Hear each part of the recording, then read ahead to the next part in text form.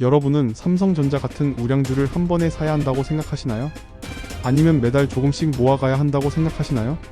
오늘 영상은 단순히 삼성전자 사세요, 우량주 ETF 사세요 이런 이야기가 아닙니다. 오늘 핵심은 이겁니다.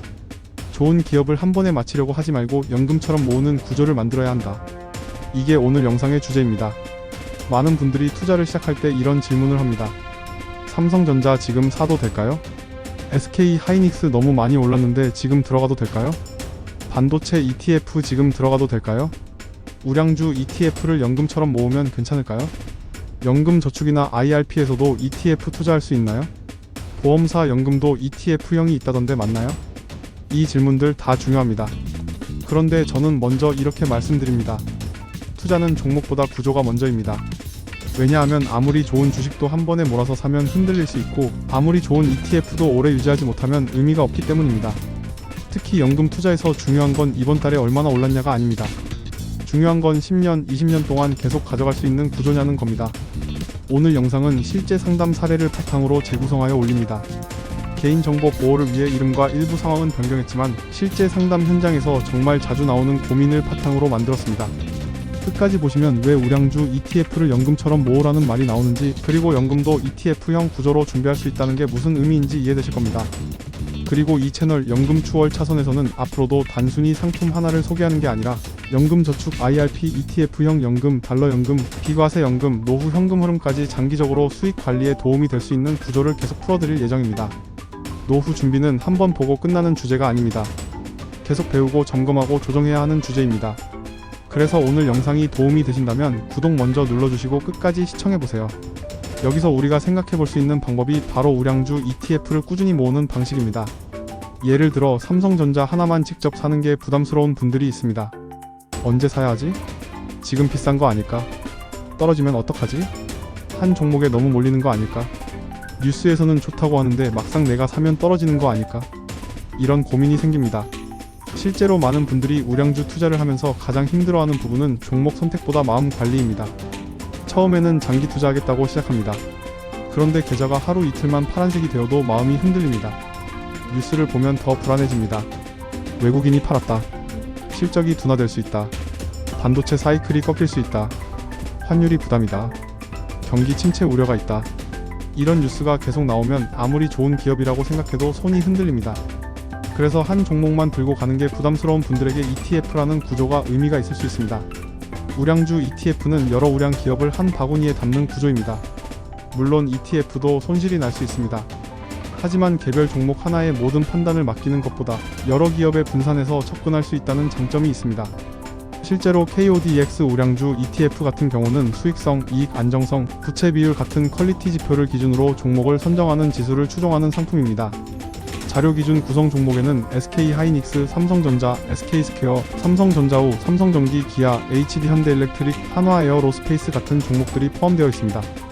여기서 중요한 건 이 ETF가 무조건 좋다가 아닙니다. 중요한 건 우량 기업을 한 번에 마치는 방식이 아니라 구조적으로 모아가는 방식도 있다는 점입니다. 최근 자료를 보면 KODX 우량주의 과거 수익률이 상당히 크게 나온 구간도 있었습니다.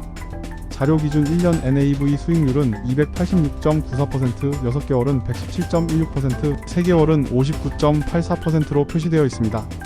또 월 50만원씩 1년간 투자했다면 총 투자금 600만원, 평가액 1475만원, 적립식 수익률 145.9%라는 예시도 나와 있습니다. 이런 숫자를 보면 솔직히 눈이 갑니다. 와, 이렇게 올랐다고? 그럼 지금이라도 들어가야 하나? 나도 월 50만원씩 넣었으면 어땠을까? 이런 생각이 들 수 있습니다. 하지만 여기서 절대 오해하시면 안됩니다. 이건 과거 특정 기간의 성과입니다. 미래 수익을 보장하는 숫자가 아닙니다.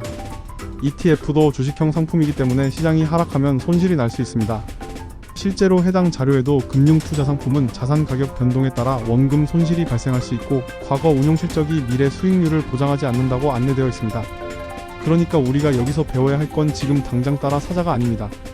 배워야 할 건 이겁니다. 좋은 기업이 모여있는 ETF를 연금처럼 꾸준히 모아가는 방식은 장기 투자 전략으로 검토해볼 수 있다. 이제 실제 사례를 하나 들어보겠습니다. 이 사례는 실제 상담 내용을 바탕으로 재구성했습니다. 김지연님 42세 직장인입니다. 김지연님은 예전에 삼성전자를 직접 샀다가 마음고생을 많이 했다고 합니다. 처음엔 이렇게 생각했습니다. 대한민국 대표 기업이니까 오래 가져가면 되겠지. 그런데 막상 주가가 빠지니까 마음이 흔들렸습니다. 뉴스를 보면 더 불안했습니다. 반도체가 안 좋다. 외국인이 판다. 실적이 꺾인다.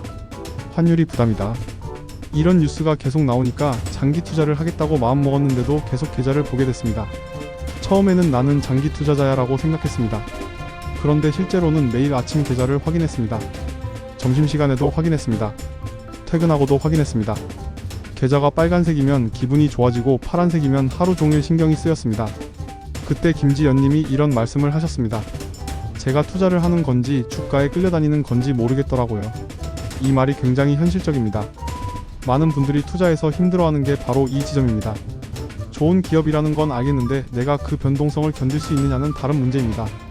김지연님은 어느 순간 이런 생각이 들었다고 합니다. 나는 좋은 기업에 투자하고 싶은데 한 종목만 들고 가는 건 너무 불안하다. 그래서 투자 방식을 바꿨습니다. 삼성전자 한 종목을 맞추려고 하기보다 우량주 ETF를 매달 일정 금액씩 모아가는 방식으로 바꾼 겁니다. 처음에는 큰 금액으로 시작하지 않았습니다. 오히려 부담 없는 금액으로 시작했습니다. 매달 정해진 날짜에 일정 금액을 넣고 시장이 오르든 내리든 일단 계속 모아가는 구조를 만들었습니다. 처음 몇 달은 크게 달라진 게 없어 보였습니다. 오를 때는 조금 더 넣을 거리라는 생각이 들었고 떨어질 때는 괜히 시작했나? 라는 생각도 들었다고 합니다. 그런데 시간이 지나면서 진짜 달라진 게 있었습니다. 계좌 수익률보다 더 중요한 변화가 생겼습니다. 투자를 대하는 마음이 달라진 겁니다. 예전에는 뉴스 하나에 흔들렸습니다. 삼성전자 관련 기사 하나만 떠도 마음이 불안했습니다. 반도체 업황 이야기가 나오면 계좌부터 열어봤습니다. 그런데 ETF로 분산해서 매달 모으기 시작한 뒤에는 내가 오늘 맞췄냐, 틀렸냐 보다 나는 계속 모아가고 있냐가 더 중요해졌습니다. 김지연님은 이렇게 말씀하셨습니다. 예전에는 주가가 떨어지면 제가 실패한 것 같았어요. 그런데 지금은 좋은 기업들을 나눠서 모으는 구조라고 생각하니까 마음이 훨씬 편해졌어요. 수익률을 높이려고 무리하게 매매하는 게 아니라 오래 유지할 수 있는 구조를 만든 느낌이 들었습니다. 여기서 중요한 점이 있습니다. 수익률을 높이는 전략이라고 해서 꼭 더 자주 사고 파는 것이 아닙니다. 오히려 장기 투자에서는 불필요한 매매를 줄이고 좋은 자산을 꾸준히 모으고 흔들릴 때도 유지할 수 있는 구조를 만드는 것이 중요할 수 있습니다. 김지연님은 3가지 전략을 세웠습니다. 첫 번째, 한 종목에 몰리지 않기. 두 번째, 매달 같은 금액으로 꾸준히 모으기. 세 번째, 연금 계좌와 일반 계좌의 목적을 구분하기. 일반 계좌에서는 필요할 때 유동성을 보면서 투자하고 연금저축과 IRP에서는 장기 노후자금 관점으로 ETF 투자를 검토했습니다. 그러면서 김지연님은 이렇게 말씀하셨습니다. 예전에는 투자하면 불안했는데 지금은 미래를 준비하고 있다는 느낌이 들어요. 당장 큰 돈을 벌었다기보다 내가 노후를 위해 뭔가를 쌓아가고 있다는 게 든든합니다. 이 말이 오늘 영상에서 가장 중요한 부분입니다. 미래가 든든해졌다는 건 수익이 확정됐다는 뜻이 아닙니다. 평가 금액이 늘 수도 있고 줄 수도 있습니다. 하지만 예전처럼 단기 뉴스에 흔들리면서 투자하는 게 아니라 장기 계획 안에서 계속 쌓아가는 구조가 생겼다는 뜻입니다. 이게 연금 투자에서 정말 중요합니다. 투자는 잘 마치는 사람보다 오래 유지하는 사람이 유리할 수 있습니다. 특히 연금 계좌에서는 더 그렇습니다. 연금저축, IRP 같은 계좌는 단기 매매보다 장기 운용에 더 잘 맞는 구조입니다. 세액공제, 과세이연, 장기 투자라는 장점을 함께 볼 수 있기 때문입니다. 그래서 저는 연금 추월 차선에서 계속 말씀드립니다. 연금은 단순히 묶어두는 돈이 아닙니다. 연금은 내 미래 현금 흐름을 만드는 시스템입니다. 그리고 그 시스템 안에 ETF를 활용하는 방식도 있습니다. 많은 분들이 연금을 생각하면 아직도 이렇게 생각합니다. 연금은 그냥 넣어두는 돈 아닌가요? 연금은 수익률이 낮은 거 아닌가요? 연금은 나중에 받는 거니까 지금은 크게 신경 안 써도 되는 거 아닌가요? 그런데 이제는 연금도 관리해야 합니다. 연금저축을 가입해놓고 현금성 자산에만 오래 두고 있는 분도 많습니다. IRP를 세액공제 때문에 만들어놓고 실제 운용은 거의 안 보는 분도 많습니다. 퇴직연금도 마찬가지입니다. 내 돈인데 정작 어떻게 굴러가고 있는지 모르는 경우가 많습니다. 그러다 은퇴가 가까워지면 그때서야 묻습니다. 제가 매달 얼마 받을 수 있나요? 왜 생각보다 적죠? 지금이라도 뭘 바꿀 수 있나요? 그래서 이 채널에서는 단순히 상품을 소개하는 게 아니라 연금 구조를 계속 점검하는 콘텐츠를 만들어 가려고 합니다. 우량주 ETF를 모으는 것도 단순한 투자 이야기가 아닙니다. 내 연금 저축 안에서 어떻게 활용할 수 있는지, IRP 안에서 어떤 비중으로 가져갈 수 있는지, 일반 계좌와 연금 계좌를 어떻게 구분할지, 보험사 ETF형 연금 구조는 어떤 사람에게 검토 대상이 될 수 있는지, 이런 부분을 함께 봐야 합니다. 여기서 재미있는 점이 있습니다. 많은 분들이 ETF 투자는 증권사 계좌에서만 한다고 생각합니다.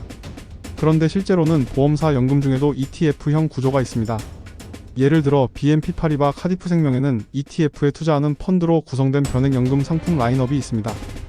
공식 자료 기준으로 ETF 투자 유형을 선택할 수 있는 변액연금 상품이 안내되어 있고 ETF형 구조를 활용해 장기 분산 투자를 검토할 수 있는 형태로 소개되어 있습니다. 이 말은 무슨 뜻일까요? 연금도 이제 단순히 고정금리만 보는 시대가 아니라는 겁니다. 연금 안에서도 ETF형 투자 구조를 활용할 수 있는 선택지가 있다는 뜻입니다. 물론 변액연금은 투자 실적에 따라 적립금이 변동될 수 있고 원금 손실 가능성도 있습니다. 또 사업비, 펀드 보수 해지 시 불이익, 연금 수령 조건 등을 반드시 확인해야 합니다. 그래서 ETF형 연금이 무조건 좋다가 아닙니다. 정확한 표현은 이겁니다. 내 투자 성향과 연금 목적에 맞는다면 ETF형 연금 구조도 검토해 볼 수 있다.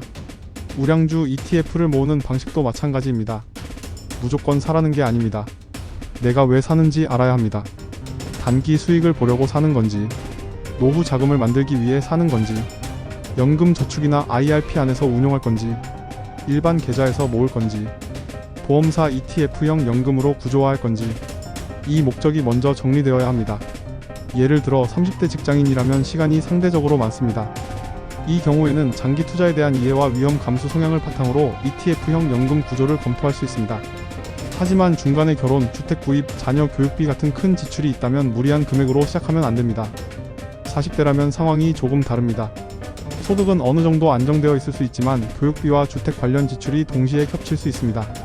이 시기에는 얼마나 많이 투자하느냐보다 얼마나 오래 유지할 수 있느냐가 더 중요합니다. 50대라면 더 신중해야 합니다. 은퇴까지 시간이 많이 남지 않았기 때문에 변동성이 큰 자산을 무리하게 늘리기보다 국민연금, 퇴직연금, 개인연금, 연금저축, IRP의 수령 시점과 현금 흐름을 먼저 봐야 합니다. 같은 우량주 ETF라도 30대에게 맞는 비중과 50대에게 맞는 비중은 다를 수 있습니다. 같은 ETF형 연금이라도 안정형 성향의 사람과 공격형 성향의 사람에게 맞는 구조는 다를 수 있습니다. 그래서 결론은 하나입니다. 상품보다 구조가 먼저입니다. 김지연님 사례에서도 핵심은 수익률이 아니었습니다. 핵심은 투자 습관이 바뀐 겁니다. 한 번에 마치려는 투자에서 매달 모으는 투자로 바뀌었습니다. 뉴스에 흔들리는 투자에서 구조를 따라가는 투자로 바뀌었습니다. 그리고 연금처럼 오래 가져갈 수 있는 방식으로 바뀌었습니다. 여러분도 한번 생각해 보세요. 나는 지금 좋은 기업을 모으고 있나요? 아니면 오를 것 같은 종목을 쫓아가고 있나요? 내 연금 저축과 IRP는 제대로 운용되고 있나요? 내 퇴직연금은 방치되어 있지 않나요? 내 연금 안에 ETF를 활용할 수 있는 구조가 있나요? 우량주 ETF를 장기적으로 모으는 전략이 내 성향에 맞을까요? 보험사 ETF형 연금이 내 노후자금 구조에 맞을까요? 이 질문에 답을 못한다면 지금 필요한 건 종목 추천이 아니라 구조 점검입니다. 오늘 내용을 정리해 보겠습니다. 첫째, 우량주 ETF는 좋은 기업을 한 바구니에 담아 분산 투자하는 방식입니다. 둘째, 과거 크게 오른 구간이 있었지만 미래 수익을 보장하지는 않습니다. 셋째, ETF도 손실이 날 수 있기 때문에 투자 성향을 반드시 확인해야 합니다. 넷째, 연금 저축과 IRP에서도 ETF를 활용한 장기 투자 전략을 검토할 수 있습니다. 다섯째, 보험사 연금 중에도 ETF형 구조가 있으며 BNP 파리바 카디프 생명처럼 ETF형 변액연금 라인업을 운영하는 사례도 있습니다. 여섯째, 가장 중요한 건 상품이 아니라 내 연금 구조입니다. 연금 추월 차선에서 제가 계속 말씀드리는 건 하나입니다. 노후 준비는 속도가 아니라 방향입니다. 그리고 방향이 잡혔다면 그 다음은 꾸준함입니다. 삼성전자든 우량주 ETF든 ETF형 연금이든 중요한 건 내가 오래 유지할 수 있는 구조냐는 겁니다. 이 채널에서 앞으로 다룰 내용도 바로 이 부분입니다. 연금 저축은 어떻게 활용해야 하는지, IRP는 세액 공제만 받고 끝내면 왜 아쉬운지, 퇴직연금은 일시금과 연금 수령을 어떻게 비교해야 하는지, ETF형 연금은 어떤 사람에게 검토 대상이 될 수 있는지, 달러 연금은 어떤 구조에서 필요할 수 있는지, 비과세 연금은 어떤 조건을 확인해야 하는지, 그리고 최종적으로 매월 들어오는 연금 현금 흐름을 어떻게 만들 수 있는지, 이런 내용을 계속 풀어드릴 겁니다. 연금 준비는 혼자 하면 어렵습니다. 용어도 어렵고 상품도 많고 세금도 복잡하고 계좌도 여러 개입니다. 하지만 방향만 잡히면 훨씬 단순해집니다. 내가 가진 연금이 무엇인지 확인한다. 언제부터 얼마씩 나오는지 정리한다. 부족한 구간을 찾는다. 그 구간을 ETF형 투자, 개인연금, 달러자산, 비과세 구조 등으로 보완할 수 있는지 검토한다. 이 순서로 가면 됩니다.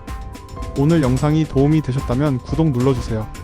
앞으로 연금 저축, IRP, ETF형 연금, 달러 연금, 비과세 연금, 노후 현금 흐름까지 쉽게 풀어서 계속 다뤄드리겠습니다.